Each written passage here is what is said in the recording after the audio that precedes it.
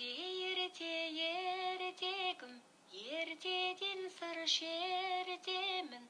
Еркелейсің тентегім, балапаным-ай. Ертегідей өлкенің, келешегі көркедің. Өсе берсін өркенің, балапаным-ай. Қошақаным-ай, ботақаным-ай, ата берсін арайлап таң шапағың-ай. Балапаным-ай, қошақаным-ай, бозық еркем-ай, қызық еркем-ай. Бүгінгі таңда мен өз ұлдарымды еркелетіп, бесік жырмен ұйықтатып жүрмін. Кезінде мені де атанам, ән қақатым менің, жан қақатым менің, құнтиғаным менің, шынтиғаным менің деп еркелететін. Баланы жастайынан еркелете білудің астарында үлкен мән жатыр. Қашанда қазақ баласын төлдерге теңеп жақсы көрген. Қой сүйеді баласын қоңырым деп, ештеңені білмейтін момыным деп.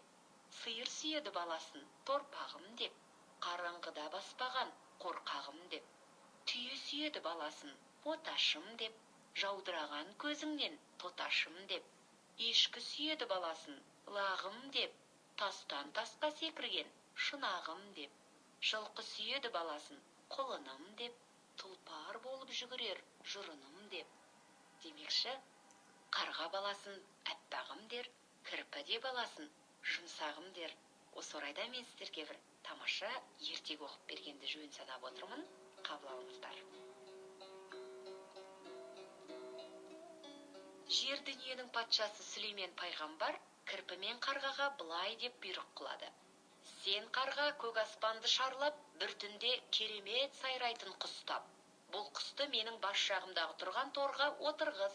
Таң атқанда мен сол құстың сайраған даусымен оянатын болайын. Ал сен кірпі, жердің жүзін тінтіп, маған бір түнде жұмсақ нәрсе тап. Оны әкеліп дәл менің жастығымның үстіне, бетіме таяу қой. Құстың сайрағанымен оянып, торға қарай бергенде бетім жұмсаққа тисін деп бұйрық береді. Қарға дамыл таппай ұшып, қанша құстардың дауыстарын тыңдайды.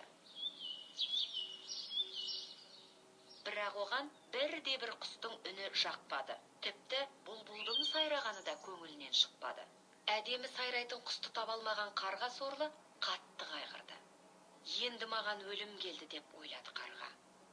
Түнімен дамыл таппай ұшып шаршаған ол, таң атарда балаларын бір көріп кетуге ұясына ұшып келді. Пақыр анасын көрген аш балапандар шиқылдап, қарқылдай бастады.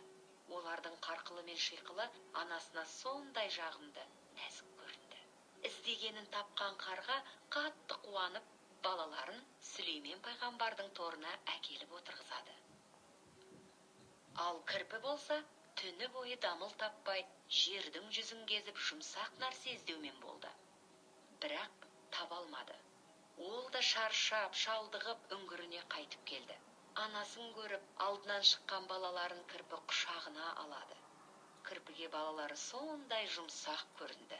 Жер бетінде менің балаларымнан жұмсақ нәрсе болмас деп, көп ойланбай балаларын Сүлейменнің жастығының үстіне әкеліп қояды. Таң атты. Қарғаның балалары қарқылдап, шиқылдай бастады. Сүлеймен бұл не деп торға қарай бергенде оның бетіне тікенектер кіріп кетеді. Қараса торда қарғаның балалары отыр, жастығының үстінде кірпінің балалары жатыр.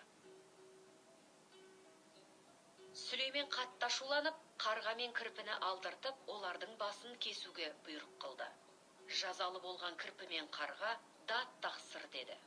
Сүлеймен дат берді. Екеуі бастан аяқ болған жайтты баяндап берді.